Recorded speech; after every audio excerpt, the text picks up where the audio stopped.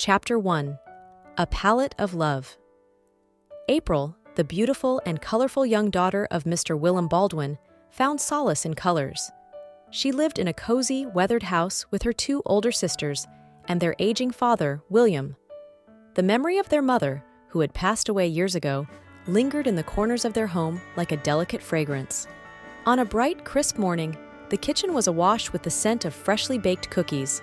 April stood before the counter, her nimble fingers moving with practiced grace as she shaped the dough. The batter took on an array of hues, reflecting her vibrant personality. As she carefully placed a tray of cookies into the oven, her father, a gentle and silver-haired man, shuffled into the kitchen. The lines on his face told stories of a life well lived. "Morning, April," he greeted her with a warm smile, his eyes crinkling at the corners. "Good morning, Father," April replied, returning the smile. She reached for a colorful apron hanging nearby and tied it around her waist. "These are looking delightful," William said, peering at the cookies with a twinkle in his eye. "They're for the kids at the orphanage," April explained, her voice filled with affection. "I thought it would brighten their day." Her father's heart swelled with pride as he watched his daughter's caring nature. "You have a heart as beautiful as those cookies, my dear." Just then, the kitchen door swung open, and Mary, April's eldest sister, entered. She was a graceful woman, her elegance contrasting April's vivacity. Mary couldn't resist the aroma that greeted her. "One of these for me, April?" Mary asked, her voice sweet like honey. April chuckled and handed her sister a freshly baked cookie. Mary savored a bite, her eyes closing in delight. "These are heavenly, April," she praised, savoring the sweet, colorful treat. "Thank you, Mary," April replied with a grin. Mary couldn't resist and took the rest of the cookies, playfully scolding April for spoiling her appetite for breakfast. As she left the kitchen with a tray full of cookies, April knew her sister would share them with the neighbors. In this quaint kitchen, amidst the warmth of family and the aroma of love, April's world was a canvas waiting to be painted with the hues of her heart. Jared, a very serious yet astonishingly intelligent man, sat in his wheelchair, his gaze fixed on the world beyond the window. His piercing eyes, usually filled with determination, now held a distant, pensive look. The garden outside stretched as far as his eyes could see, a canvas of green and life. He watched with undivided attention as a mother bird fluttered about with her chirping chick in the garden. They danced from one branch to another, a delicate ballet of nature.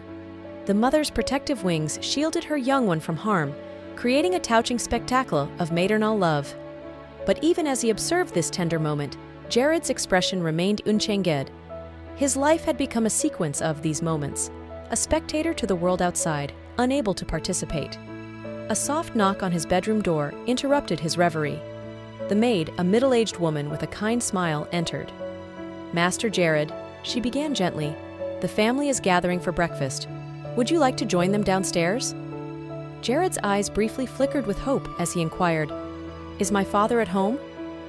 The maid's face fell slightly as she replied, "I'm afraid not, Master Jared. He had to leave early this morning."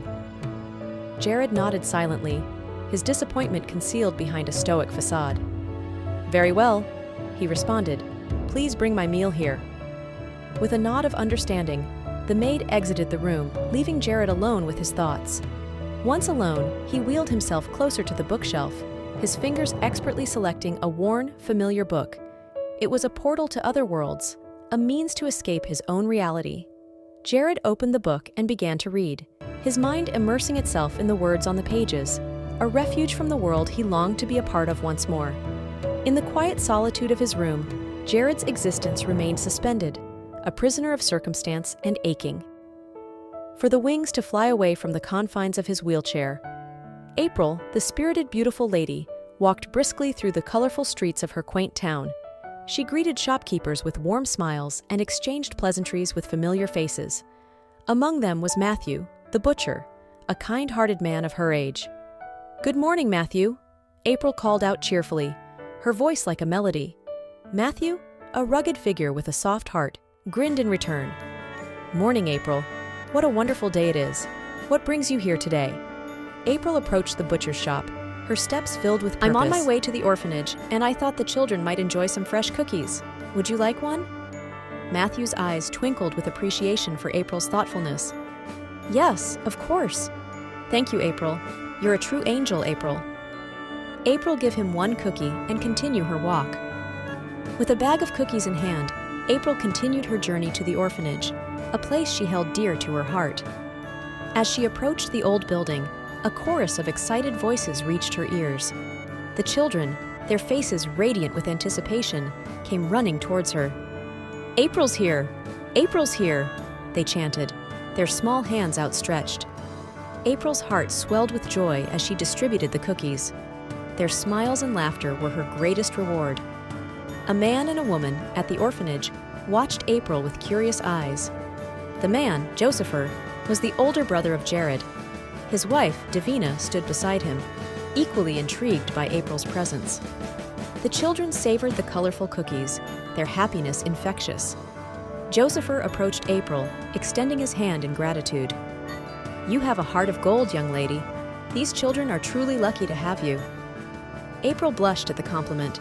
"It's my pleasure. I love seeing them smile."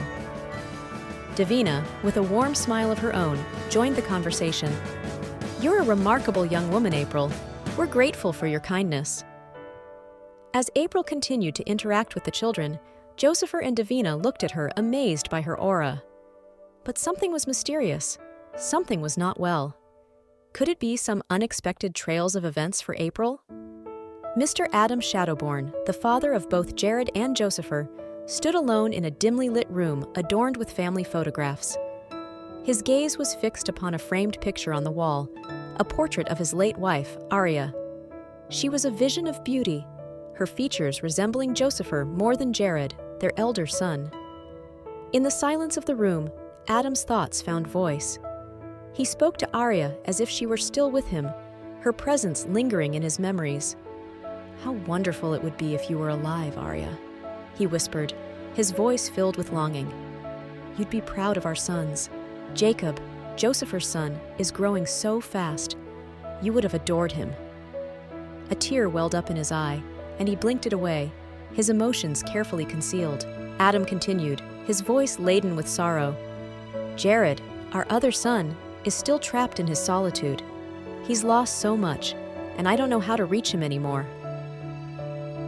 As he gazed at the portrait, his thoughts turned to their happier days, a time when their family was whole. He wished for those days to return, like an elusive dream slipping through his fingers. "Everything has changed," he murmured, his voice heavy with regret. I wish for things to be as they were." In the quiet room, with only the memories of his late wife for company, Adam yearned for a future that could never be, haunted by the echoes of the past. Josepher and April found a quiet spot on a bench, away from the playful chaos of the children. They watched Jacob, Josepher's son, gleefully engaging with the kids, while Davina was absorbed in a phone call. With a gentle smile, Josepher turned to April. "It's a wonderful thing you're doing for these children. They need more people like you in their lives." April's eyes sparkled with gratitude. "I believe every child deserves happiness and a chance to dream." Their conversation flowed effortlessly, both of them sharing stories about their experiences and the values they held dear. April spoke of her close bond with her sisters and the enduring memory of her late mother, which had shaped her caring nature. Josepher was captivated by April's spirit. "You have a remarkable family, April. I admire your love for one another." April nodded, her gaze returning to the children. "Family means everything to us.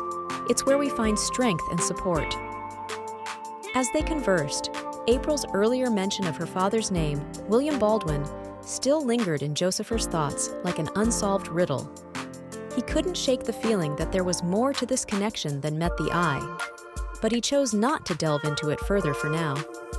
Their camaraderie grew, two kindred souls brought together by their shared affection for the children and a mutual appreciation for the beauty of simple moments.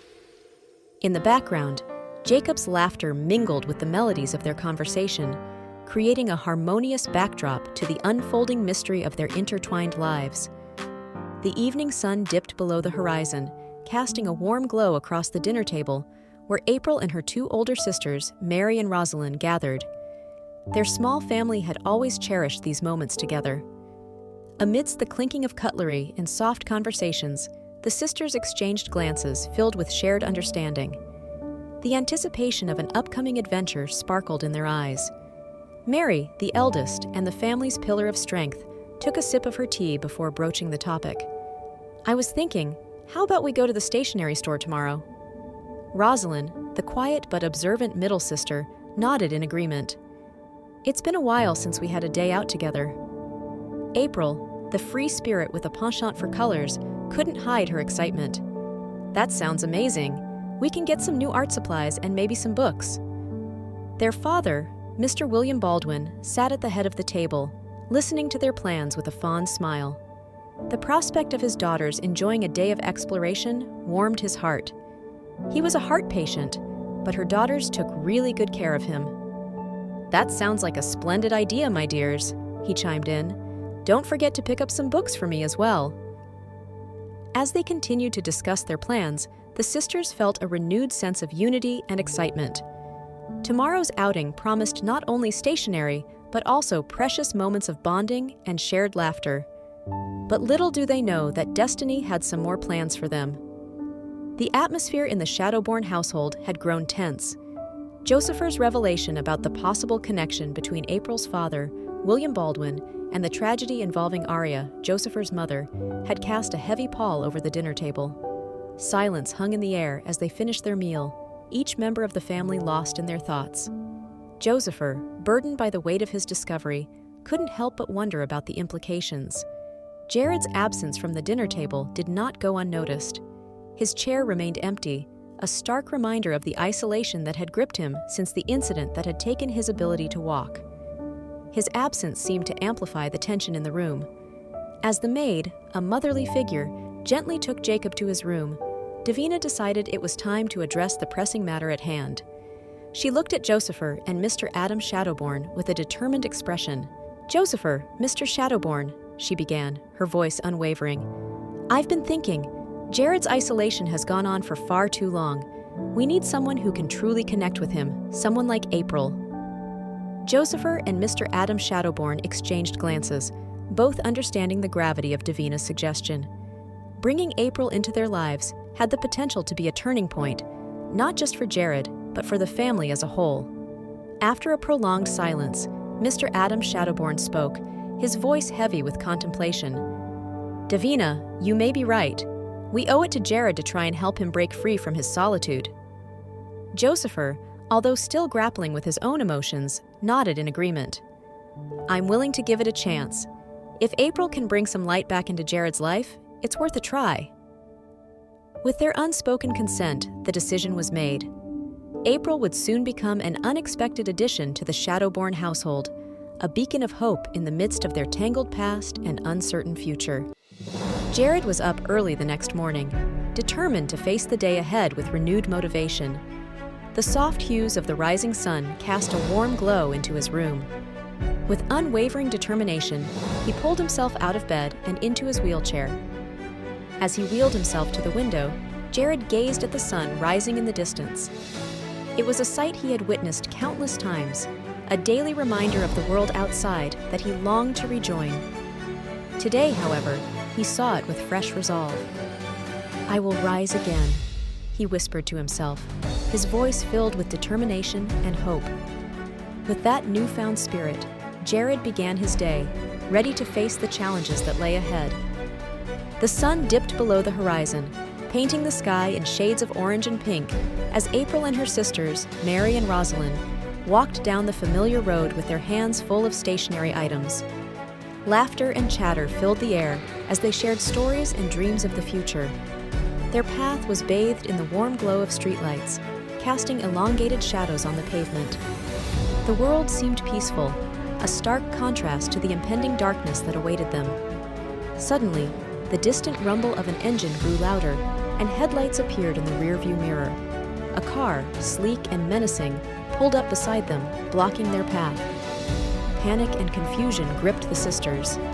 Men in dark suits emerged from the car, their faces obscured by shadows.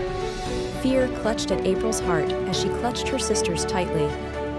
Matthew, the butcher, who had been walking nearby, rushed forward, ready to defend them. But before he could react, one of the men delivered a swift, unexpected blow that sent Matthew sprawling to the ground.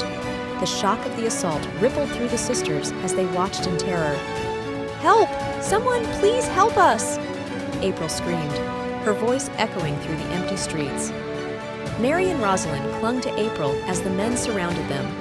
Their abductors were relentless, overpowering any resistance with brutal efficiency. In the midst of the chaos, April's desperate cries for help continued to pierce the night, a haunting lament that seemed to go unanswered. As the car sped away, carrying April away from her sisters, tears streamed down her face, a stark contrast to the fading twilight.